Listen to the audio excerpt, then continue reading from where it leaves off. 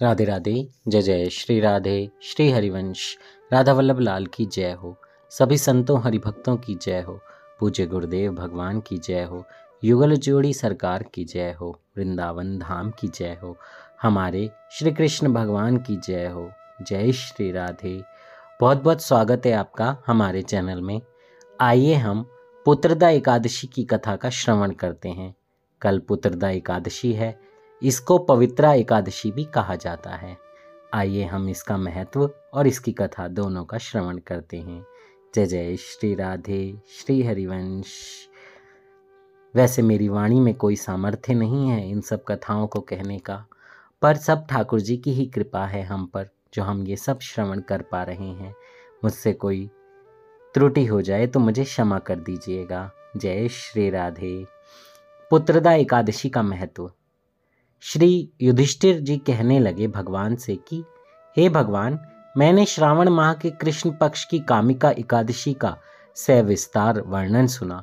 अब आप मुझे श्रावण शुक्ल एकादशी का क्या नाम है, व्रत करने की विधि तथा इसका महात्म कृपा करके कहिए। मधुसूदन कहने लगे कि इस एकादशी का नाम पुत्रदा एकादशी है। इस एकादशी को पवित्रा एकादशी भी कहा जाता है। पुत्रदा एकादशी व्रत करने वाले व्यक्ति को पूजा के बाद श्रावण पुत्रदा एकादशी व्रत की कथा जरूर सुननी चाहिए। ऐसा करने से व्रत पूर्ण होता है और मनोकामनाएं पूरी होती हैं। अब आप शांतिपूर्वक इसकी कथा सुनिए। इसके सुनने मात्र से ही वायपेय यज्ञ का फल मिलता है। पुत्रदा एकादशी की व्रत कथा इस प्रकार है। द्वापर युग के आरंभ में महिष्मति नाम की एक नगरी थी, जिसमें महिजित नाम का राजा राज्य करता था। लेकिन पुत्रहीन होने के कारण राजा को राज्य सुखदायक नहीं लगता था। उसका मानना था कि जिसके संतान ना हो उसके लिए यह लोक और परलोक दोनों ही दुखदायक होते हैं। पुत्र सुख की प्राप्ति के लिए राजा ने अनेक उपाय किए, परंतु राजा को पुत्र की प्राप्ति नहीं हुई। वृद्ध अवस्था आती देख राजा ने प्रजा के प्रतिनिधियों को बुलाया और कहा कि हे प्रजाजनों, मेरे खजाने में अन्याय से उपार्जन किया हुआ धन नहीं है। ना मैंने कभी देवताओं और ब्राह्मणों का धन छीना है। किसी दूसरे की धरोहर भी मैंने नहीं ली। प्रजा को पुत्र के समान पालता रहा। मैं अपराधियों को पुत्र और बांधवों की तरह दंड देता रहा। कभी किसी से घृणा नहीं की। सबको समान माना है। सज्जनों की सदा पूजा करता हूँ। इस प्रकार धर्मयुक्त राज्य करते हुए भी मेरे पुत्र नहीं है, सो मैं अत्यंत दुख पा रहा हूँ। इसका क्या कारण है? राजा महिजीत की इन बातों को विचारने के लिए मंत्री तथा प्रजा के प्रतिनिधि वन को गए। वहां बड़े बड़े ऋषि मुनियों के दर्शन किए। राजा की उत्तम कामना की पूर्ति के लिए किसी श्रेष्ठ तपस्वी मुनि को देखते फिरते रहे।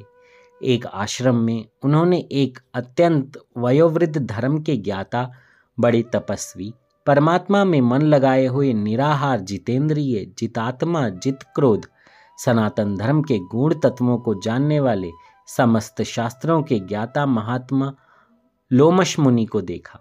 जय हो, जय हो। जिनका कल्प के व्यतीत होने पर एक रोम गिरता था। सबने जाकर ऋषि को प्रणाम किया। उन लोगों को देखकर मुनि ने पूछा कि आप लोग किस कारण से आए हैं?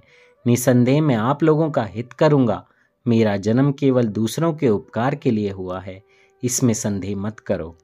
लोमश ऋषि के ऐसे वचन सुनकर सब लोग बोले, हे महर्षि, आप हमारी बात जानने में ब्रह्मा से भी अधिक समर्थ हैं, अतः आप हमारे इस संदेह को दूर कीजिए। महिष्मतिपुरी का धर्मात्मा राजा महिजीत प्रजा का पुत्र के समान पालन करता है, फिर भी वह पुत्रहीन होने के कारण दुखी है। उन लोगों ने आगे कहा कि हम लोग उसकी प्रजा हैं, अतः उसके दुख से हम भी दुखी हैं।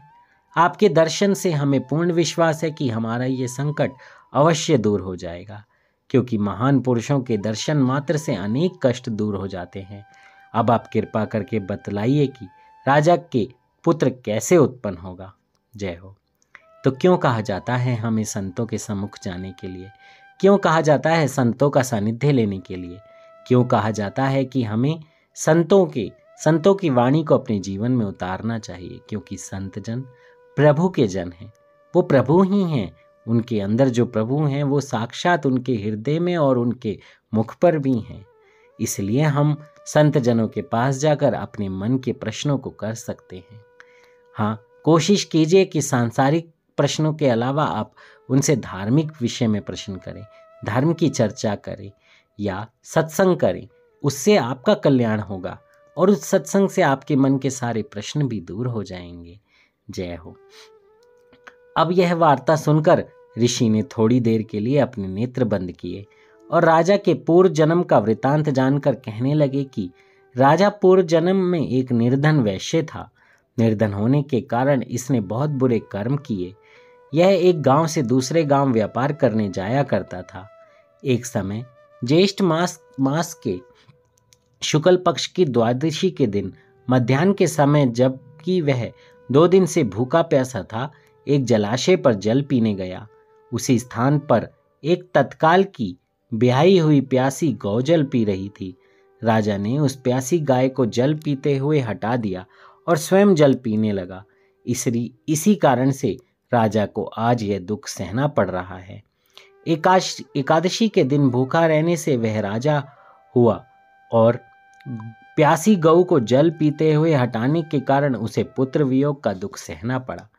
ऐसा सुनकर सब लोग कहने लगे कि हे ऋषि, शास्त्रों में पापों का प्रायश्चित भी लिखा है। जिस प्रकार राजा का यह पाप नष्ट हो जाए, कोई ऐसा उपाय बतलाइए। लोमश मुनि कहने लगे कि श्रावण शुक्ल पक्ष की एकादशी को, जिसे पुत्रदा और पवित्रा एकादशी भी कहते हैं, तुम सब लोग व्रत करो, रात्रि को जागरण करो, तो इससे राजा का यह पूर्व जन्म का पाप अवश्य नष्ट हो जाएगा। साथ ही राजा को पुत्र की प्राप्ति भी अवश्य होगी। जय हो। लोमश ऋषि के ऐसे वचन सुनकर मंत्रियों सहित सारी प्रजा नगर को वापस लौट आई और जब श्रावण शुक्ल एकादशी आई तो ऋषि की आज्ञा अनुसार सबने पुत्रदा एकादशी का व्रत और जागरण किया। इसके पश्चात द्वादशी के दिन इसके पुण्य का फल राजा को दिया गया। उस पुण्य के प्रभाव से रानी ने गर्भ धारण किया और प्रसव काल समाप्त होने पर उससे एक बड़ा तेजस्वी पुत्र उत्पन्न हुआ। जय हो। बोलो संत गुरुदेव महाराज की जय।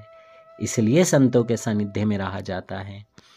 ऐसे संत, सिद्ध संत, जिनसे हमारे सारे कर्म पूर्ण हो सकते हैं। पर देखिए राजा ने क्या प्राप्ति की, एक बेटे की, ताकि उनका राज्य कोई संभाल सके। पर आज के दिन अगर ऐसा हो तो हमें क्या मांगना चाहिए? पूज्य गुरुदेव महाराज कहते हैं कि जब हमें पूरे जंगल का राज मिल सकता है तो हम सिर्फ एक पेड़ का राज क्यों मांगे। यानी कि जब हमें स्वयं प्रियतम मिल सकते हैं तो भावना यही करें कि हमें इसके फल में प्रियतम मिले। ये काम हम करें तो हमें प्रियतम दर्शन दें, ये काम हम करें तो प्रियतम हमसे बात करें, तो पूरा जंगल आपका हो जाएगा। यानी पूरा सब कुछ आपका हो जाएगा। फिर एक छोटी सी चीज़ आपको कहाँ कुछ दे पाएगी। जय हो। अब उन्होंने कहा कि इसलिए हे राजन, इस श्रावण शुक्ल एकादशी का नाम पुत्रदा पड़ा। अतः संतान सुख की इच्छा हासिल करने वाले इस व्रत को अवश्य करें। इसके महात्म को सुनने से मनुष्य सब पापों से मुक्त हो जाता है और इस लोक में संतान सुख भोग कर परलोक में स्वर्ग को प्राप्त होता है। जय जय श्री राधे। श्री हरिवंश, श्री हरिवंश।